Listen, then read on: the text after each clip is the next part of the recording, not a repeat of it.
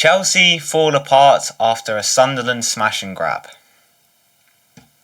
After what we saw against Ajax, I really thought Chelsea had turned the corner. But then Chelsea played Sunderland, where we lost 2-1.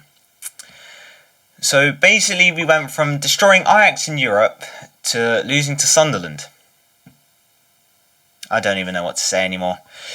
It was sloppy, lifeless, embarrassing. Didn't think any one of the boys played well. Yeah, after Ajax, I really did think we'd turn the corner. Evidently not. Well, this is my honest reaction to a night that reminded us Chelsea still has a long, long way to go. Let's get into it. Before I go over my frustrations, let me remind you to like the video and subscribe if you're new around here. It really helps out the channel. Now let's rewind time and go recount the match. Things started off well for Chelsea as Alejandro Garnacho scored in the 4th minute as he managed to sneak the ball through the keeper's feet. This was his first Chelsea goal and hopefully the first of many. In addition with this first goal, I hoped he would keep our win streak going. Evidently not, as in the 22nd minute Sunderland execute a long throw which is tapped in by Wilson Isidore. We were never good at defending set pieces and this has made it evidently clear. What I think is also frustrating is that I'm pretty sure United's second goal against us was also a long throw. So I don't know how and why they've come back into fashion, but they have. I don't like it and I think we need to stop it, cut it out, pack it in, lads. It's just annoying. Well, that and actually getting Enzo Maresca to get his team to practice defending these long throws so then we stop conceding these stupid goals. Now, not long after, and Garnacho nearly scores another from a Reece James corner. And then Trevor Chalobah attempts a long shot which is saved by the Sunderland goalkeeper. But the score remains 1-1 at half time. Annoyingly. I don't know what happened during half time, but in the second half I felt like Chelsea completely lost all their creativity. There were a few chances here and there, but Chelsea didn't really capitalise on those chances. That's what I felt anyway. Either that or Chelsea weren't really clinical enough to actually capitalise on those chances, or Sunderland just kept stopping Chelsea from capitalising. There were plenty of efforts, just none actually went into the back of the Sunderland net. In that time, Garnacho was replaced by Esteval, and given his performances last Wednesday, the change made sense. The only issue was Garnacho was our most creative player up to that point, and to me watching the game it felt like we lost that when he came off the pitch. And this was proven in the 93rd minute when Sunderland stamp out an Esteval attack and immediately go on the counter-attack, and Brian Broby lays off the ball to Talby, who slides it into the back of the Chelsea net. And with that winner from Talby, the game ends 2-1 to Sunderland. This makes sense in fairness, as the second half wore on, Sunderland looked more and more likely that they were going to score, and this goal was proof of that. But this is frustrating for Chelsea and for any Chelsea fan, as we had been good really for most of the game and then sort of just fell off at the end. And it's also very reminiscent of the Fulham game on Boxing Day of last season when Rodrigo Muniz scored in the 95th minute to win Fulham the game to complete the comeback as well. But yeah, you might have seen on my private Instagram story if you watched that. With a game like this, I kind of think it's also karma, kind of. Because after all, Esteval scored like a 90th minute winner in the Liverpool game.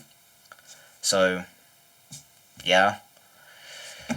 But it's frustrating, is what it is. Now we've talked about the painful bit, let's get into what actually went wrong. Well, the first major talking point is we need to stop conceding long throws. We're going to keep conceding to these unless Maresca actually doesn't start drilling counters to them like you do to a corner or to a free kick. I really hate how squeaky my chair is. Do you hear that? Can you hear that?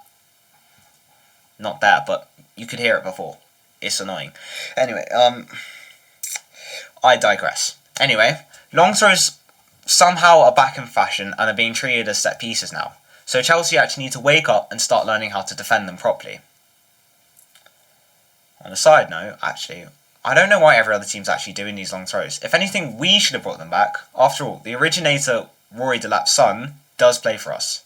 Liam Delap, you may have heard of him. And I actually heard he'll be playing in our Carabao Cup match against Wolves. But more on that in another video. We also need to work on actually seeing games out, if you ask me. This is a whole different point, by the way. After 80 minutes, you could feel Sunderland goal coming, but mainly because they looked hungrier and we sort of just coasted until the 90. And the third point now,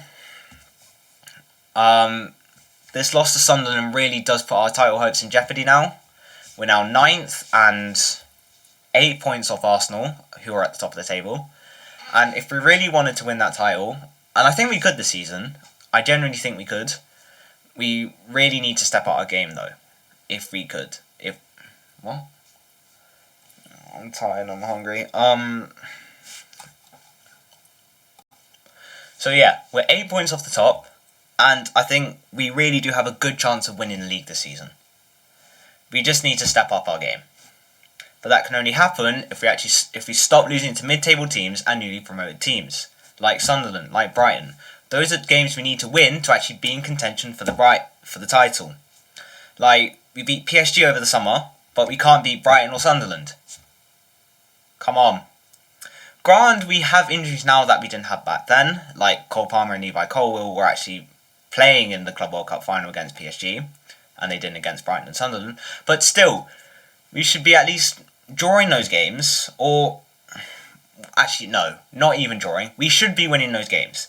We proved against Ajax and against Liverpool that we can play without Palmer and Colwill, and we can win. So, we should be doing that against mid-table opposition as well, not just the top, who are performing very badly. But yeah, if we can't beat the likes of Brighton and Sunderland, what will happen if you face the likes of Arsenal or Man City, or even Tottenham, who we play this weekend at the Tottenham Hotspur Stadium?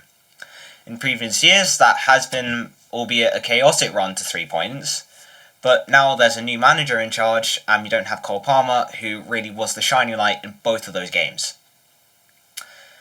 Therefore, we really must bounce back with a win against Wolves tomorrow night, but that's for the match preview, keep an eye out for that.